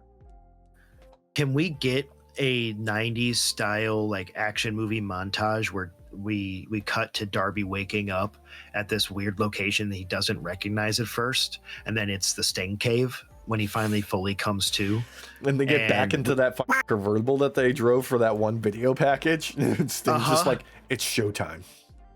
We get like this whole like thing of Darby training and healing, and at the same time training the boy and teaching him how to paint his face and everything. And Sting constantly disapproves of both of them. And then the final bit of it, when they're finally ready, is when they both paint their faces the correct way. Like, okay, Darby still does like the half skull, but young Steve does the full face, Sting style mixed with a skull. Oh, dude, can we do each of them? Like Darby does his half, like he does, but the other half is Surfer Sting style. He could do it, but it's still like black and white. It's still black and white though. Yeah. Oh God, I'd be here for it. Just like we're here for our main event trios match. Kenny and the Bucks taking on Don Callis members El Clone, Mark Davis, and Jake Doyle. Oh, more meat, just more meat. But it doesn't matter because Kenny and the Bucks are the elite. And Baltimore will not let them have a moment's rest where they are not the best. Kind of expected the way this match went. The heels don't really get an upper hand for most of this match, but they still get some moments to shine. Jake Doyle does a fantastic spot where he does his like charge first. I'm going to knock you to the ground. Mark Davis gets to monster out a couple of times. El Clone keeps doing his magic that he does in the ring where you're like, I don't know how he did that, but he did it. Yeah. He does flippies and spins when he's in positions where he shouldn't be able to do it. It's so crazy. Yeah, but number one, Will Ospreay interrupting Kenny's entrance and being like, hey, don't get hurt out there. And Kenny just being like, fuck you. You're going to get it. You're going to fucking get it. And he just takes it out on the Don Callis family with the fucking B triggers and just spamming the Snapdragon suplexes, kind of turning up the intensity throughout this match. Obviously, Kenny and the Bucks get the win. And Will Ospreay, he should have left because Kenny calls him out. Gets a mic in his hand, calls him out, and he's like, come on, Will, let's have a little chat. Let me see your stupid fucking face. And Will obliges, goes out there. Security gets in the way. And Kenny's like, you know what?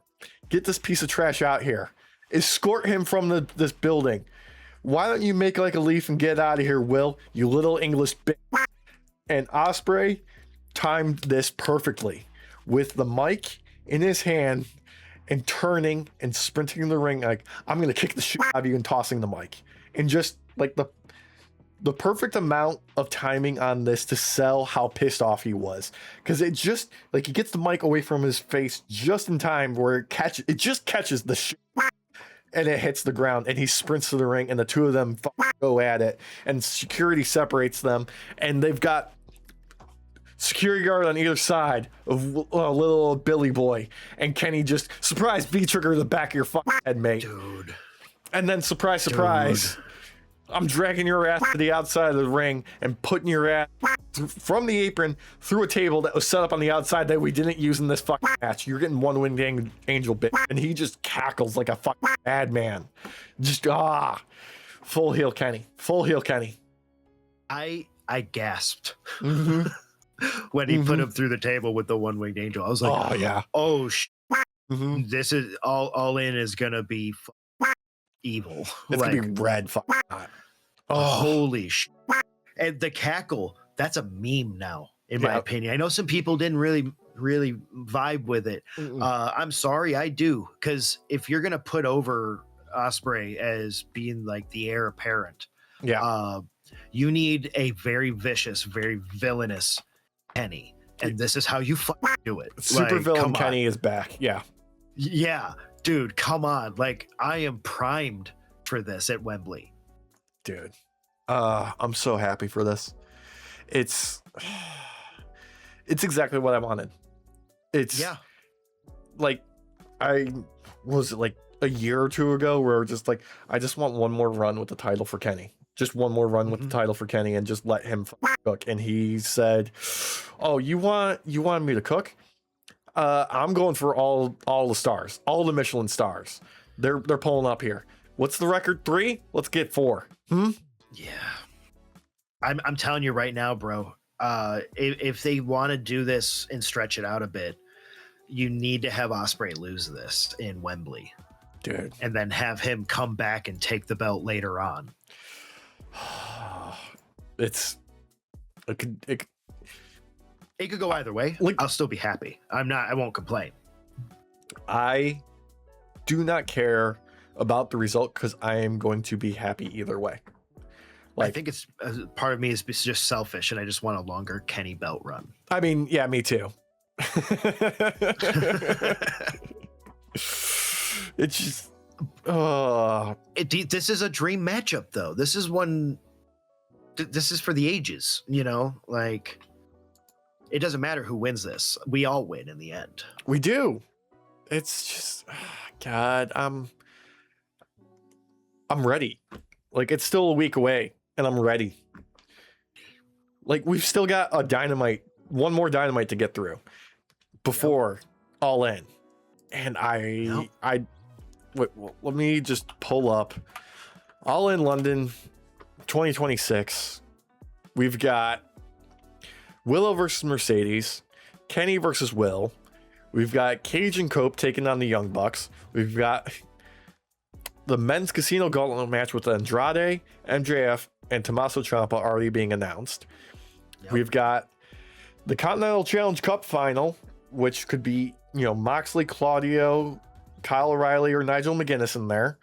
We've got the women's tag of Divine Dominion taking on the Brawling Birds. We got Kevin Knight versus Darby. We've got Fletcher versus Takeshita versus Okada.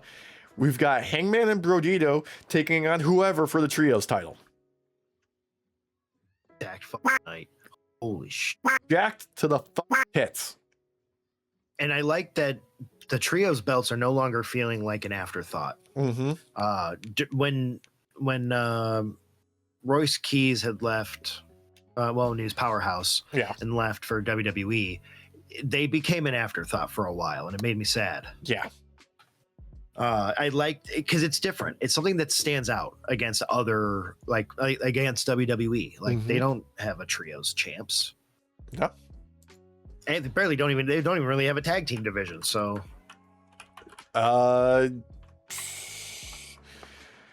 what we've got the MFTs. Shinsuke announced his new tag partner. I forgot his new WWE name, but it's Takahashi. Hiromu Takahashi is going to be. Yeah.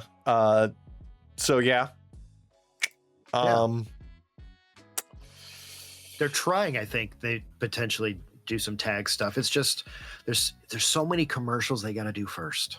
Yeah, they do. Look, all in is missing is something for the TBS title, which I think we're gonna have more than likely. So yeah, I'd like to see that be a spot for Tekla to come in. Alternatively, there's some free agents out there right now. Zoe Stark, a Kairi Sane could make a debut. Yeah, she's been training. There is a chance she might be going to Stardom or Marigold. To Stardom. Yeah, one of the two. I mean, there's a working relationship there, so she could also make an appearance wherever. Which would be, oh, dude. Yeah. Aleister Black and Zelina are still out there. I believe he's working for MLW. Is his first show back working? I thought we were about to do like a whole joke about like missing posters and stuff. Like they're out there somewhere. We'll find them. We must. Look, Andrade came back and he's never been a bigger fucking deal. It could work for Aleister, okay? He needs to let go of some shit, though. He let go of his hair? Well, time does that to you, Alex. Yeah. Time doesn't always make you let go of your ego, though. That's true. Look, there's All In is going to be a big deal. But I'm almost more excited about what is going to happen with All Out because there's lots of counter programming happening there. We basically they announced, hey, we're doing it in Chicago, and now we've also roped in CM Punk to this too. He's going to be there. Yeah, because we are going to sell. I don't think it's enough. We'll see. Just a couple of big matches could turn the tide. They've been doing. This past week was very good for WWE. Yes, but let's be real though. If we're going off of history, the past 4 or 5 times they've done counter programming, it has only aided AEW. I mean, it doesn't help when you put WrestlePalooza up, okay? Right. But I'm not against them doing it though. Like I know I may sound like I am, but I'm not because competition's good, and I feel like competition makes both of them better. Yeah. So. AEW certainly needs that fire lit under them constantly. Yeah, because it makes them deliver. But yeah, no, I'm excited for All In and the fallout that will lead to All Out because, look, if the Bucks get the tag titles or Cage and Cope retain, doesn't matter. I want to see the matchup of Motor City Machine Guns versus them. Yep. Both teams. Yep. Same. Right now. Debuting New Day or Daybreak with Swerve is going to be a killer faction right from the fucking jump. Dude, you're putting some heat on those belts, on those trios belts even more if that's what they're going to do with it. So, you're putting some names on it from outside immediately. Yep. And, maybe it'll teach a lesson to Hangman Adam Page to stop being such a trio slut. I know, right? Oh my God. So freaking funny. Oh God, but I'm just so much to fuck forward to. I just can't wait. I can't wait. I don't know what else to say about, a couple other things, like, some releases that are happening. Mm-hmm. Obviously, okay, this is the week ahead of a big pay-per-view for AEW. Be on guard for just, some shithouse takes and some grifters that are gonna say some things just to try and tear down a secondary company. Yeah. I mean, it happens all the time, but I think at this point, AEW has learned to take that on the chin because the results speak for themselves. Yeah. They're getting, shows that attendance wise rival WWE, and AEW is in smaller venues. Yep. They're doing good. They're doing good. Also, gotta put up big congratulations to young Mr. Avery Styles. Despite not setting up chairs, he's been booked for TNA Lockdown. Hey, August good for him. Yeah. So hell yeah. Maybe he won't have to help break down the ring if he gets put through it. Maybe. Maybe. Oh, real quick. There was AEW did Brawl in the Park back in July. So they are going to be streaming it on my AEW for free. No commercials. Hell yeah. Go check that out. Yeah, absolutely. Oh, besides, Ilya Dragunov not renewing his contract, there's another individual Ann Bailey, also probably not renewing her contract, which is what all the clues seem to indicate. Yes. Somebody else might be hinting at leaving the company, who hasn't done anything this entire calendar year but lay flat on his face. Johnny Gargano updated his social media bios without having WWE Superstar in there and having his contact information for bookings. Oh. Clue. So it's finally happening. Mm-hmm. I mean, he was able to get himself still on TV despite them not wanting to do anything with him. Yeah. Gotta give the man credit. He tried. I think the planking was probably just like a mockery of WWE. Basically, yeah. I don't know what to tell you. Oh, cue up the big demo quote again this week, because Dustin Rhodes said some stupid on Twitter, as he does, because he retweeted or commented on some. They put a heart and like a thumbs up on a post that with a woman with a gun. Yeah, anti-Muslim. Post. Yeah. Some bigoted shit, as per usual. Mustafa Ali then called him out. I wouldn't necessarily say called him out, pointed it out. Yeah, he was respectful about it. Yeah. And then Dustin, as per usual, once again, tried to walk it back and say, "Oh, I didn't mean that. I had no idea." Like, bro, it's on her fucking shirt. The titties are what you're meant to look at. Like, come on. Yeah. Come on. He's trying to put it over like a Second Amendment type deal. Yeah. I don't know. All I know is that he has trans people in his family. Yep. Children specifically. And this is like, to be going after any minority group is insane to me. Yeah. You would think he would know better because of having a family member who he loves and cares for that is part of a minority community. I mean, maybe a guy who made, the biggest move of his career, doing a bunch of gay panic bits in the 90s. A guy who contemplated getting fake breasts implanted into his chest just to sell his gimmick more. Being a carny motherfucker. Yeah, it's wild to me. It's absolutely fucking wild to me. And he then ended up privating his Twitter. So there's that. Yeah, there is that. People called him out and dragged his ass. Yeah. Somebody who doesn't disappoint us, Mr. Claudio Castagnoli. He made an appearance on Sports Bible's channel this week doing the UK versus rest of the world snacks, and him just being as charming as fuck ever. He's just charming. And of course he's got the jokes. Anybody who's watched any of the party streams and their like games of Uno knows Claudio's got jokes, and he was firing from the hip all day on that. It's great. Love it. Put the smile Absolutely on my face. love it. But that's gonna do it for us this week. Thank you so much for joining us. Please remember, like, comment, share, subscribe, do the engagement, hit the buttons.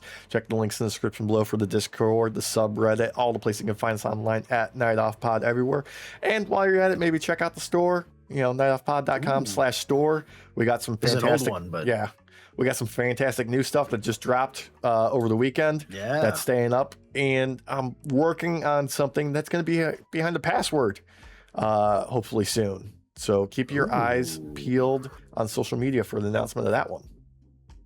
Yeah, and if you're hungry, eat the rich. Yes, I mean, God, I haven't even checked to see what's been recalled today.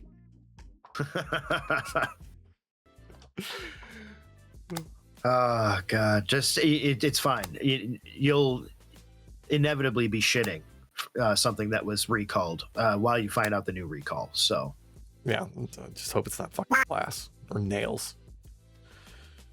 It's probably gonna be just like lettuce again, but something else. 7 years they've gone without being, have anybody check their shit. 7 years. Literally check their shit. Mm-hmm. They've been using wastewater to spray their crops. That's what happened. Well, yeah, when you're not allowed to go to the bathroom on a bathroom break, you're just gonna shit on the food. Mm-hmm. That's what happens. Fuck it. Worked for Amazon. Yeah. Hey, bud, works for the quartering too. Got fucking piss bottles everywhere. Yeah.